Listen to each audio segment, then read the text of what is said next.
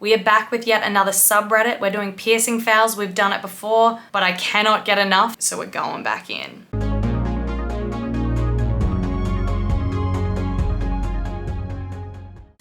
Ooh, I remember this one. I don't think I ever reacted to this picture, but I used it in a thumbnail, and the thumbnail was about piercing horror stories. A finger dermal was in the piercing horror stories. Why is it green? It's really not doing well. This is terrifying. This isn't something that any piercer should be dealing with. This is go to the emergency room, honestly. How you can just leave it and let it get to that color is very, very concerning.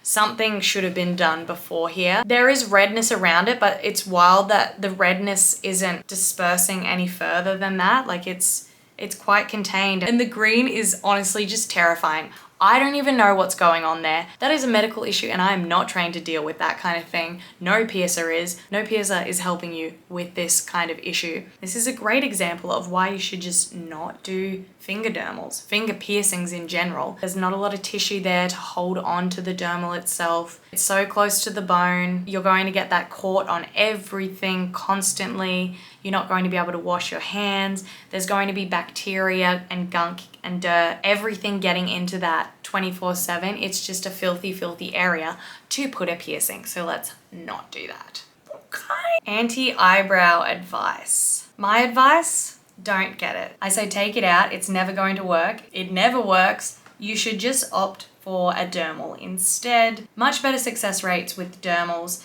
and they look cuter and you aren't constantly having redness and pussiness and it just looking gross. In fact, if you look after it, a dermal piercing will look like nice and crisp from the beginning. Also, this jewelry is all wrong, but I just honestly recommend just like get rid of it. Well, we spoke about this very recently. If you haven't seen the video where I reacted to the person's lobe literally splitting because it got frostbitten, I will put that up here. This is a great example of it. This does happen. Just be aware. It's honestly wild to me because I'm only just really learning about the frostbite part of having thin lobes because in Australia, our winters just don't get that cold. Like we have a few mountains in Australia that have snow on them and we are genuinely pretty lucky to get snow on them each year. Our snow is mostly fake. It's like generated and spat out on the ski slopes. Basically, in Australia, it literally just doesn't get cold enough here for this to even be something that you see. An ear literally getting frostbitten and like decaying away. So it's like so interesting and crazy that this seems like a pretty common thing that happens. Like I've seen it so much in the last few weeks.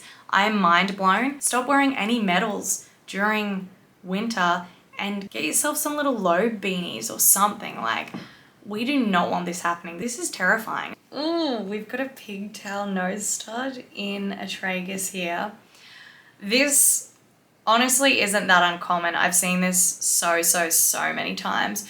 A lot of the time people will use this exact jewelry and put it in wherever. I've seen it in so many different areas of the body, to be honest. People will use one of these nose studs to keep the piercing open, but generally this is exactly what happens.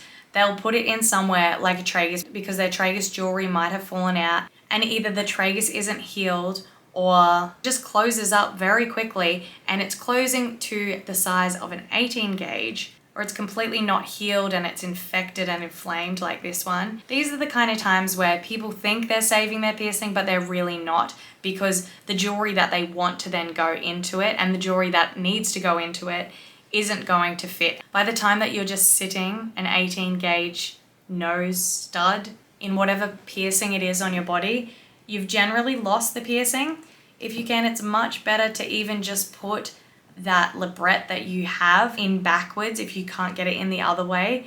Put it in backwards and come in and see us because at least then you're holding the space for that size, whereas you're downsizing here. And if the piercing isn't doing well, we certainly aren't forcing anything through. It isn't good to force things through, but sometimes we can save the piercing for you, but that isn't always the case. So this one definitely a fail in the sense that there's no saving this one at all. We've definitely seen this one before. It says snake eyes, aka a bad idea. This isn't even what people like to call the snake eyes piercing. This is something completely different that, once again, one of these dodgy ass piercers has just thought up in their mind and decided to ruin someone's body with, and definitely ruining this person's teeth, gums, and tongue. This is an example of a snake eyes piercing where it looks like they've tried to avoid fusing the two muscles together, which is what can happen when you pierce straight through. Instead of going straight through, they've gone sort of through, over the top. Not going to work. This sort of thing I could definitely see migrating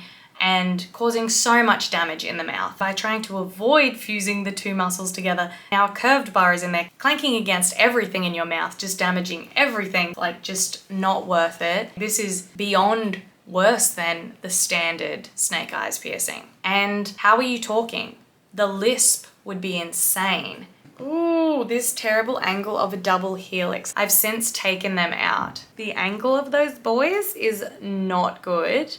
They've been pierced terribly. Everything about it. The jewelry, bad. The angle, bad. The length, bad as well. You definitely need swell room, but that is too much swell room because at some point you be snagging that shit when the bar is too long. You're just snagging it on everything and it's just making it worse and worse. Don't love that. I guarantee whoever pierced that didn't know what the hell they were doing. My belly navel is holding on for dear life at this point. Is it rejecting or just too shallow / thinning? Oh my God. Why would you bother? Why are you even pretending that that's going to work ever? Why are you pretending that it looks good? This looks red, painful, and scarred, and it also just looks silly. Like having it dangle by like the tiniest little bit of skin ain't cute. Let go. It may have been pierced too shallow as well, but this is just like... This is beyond rejected. This is like, you should have taken it out like 25 years ago. Yeah, it just looks nasty. It's not doing well, and this is absolute rejection. Even if it was pierced shallow to begin with, it wouldn't have looked like this immediately. This has happened over time, and you've seen it slowly get to this point. No one has pierced it that on the edge. With some pierces, you can never be too shocked.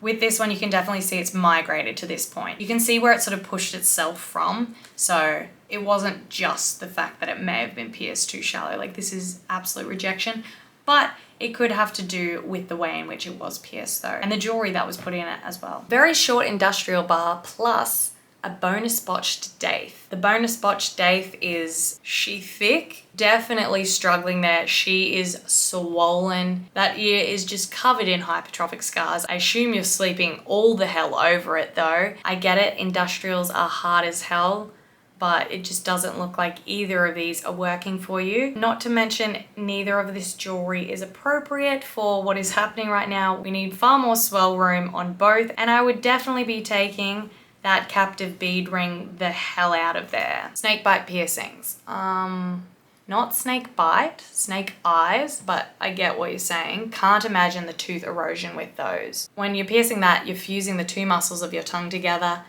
And not to mention, look at the size of those balls, where they're going to be smacking against your teeth constantly. This is an awful, awful, awful idea. One of the worst kinds of snake eyes piercings of all time, other than the one we saw just before, which was also up there with one of the worst. Actually, these are the two worst ones ever. Got my Helix piercings changed to hoops, and the piercer put way too small jewelry, started an infection and bruised my ear, had to let it heal. Over $100 wasted total.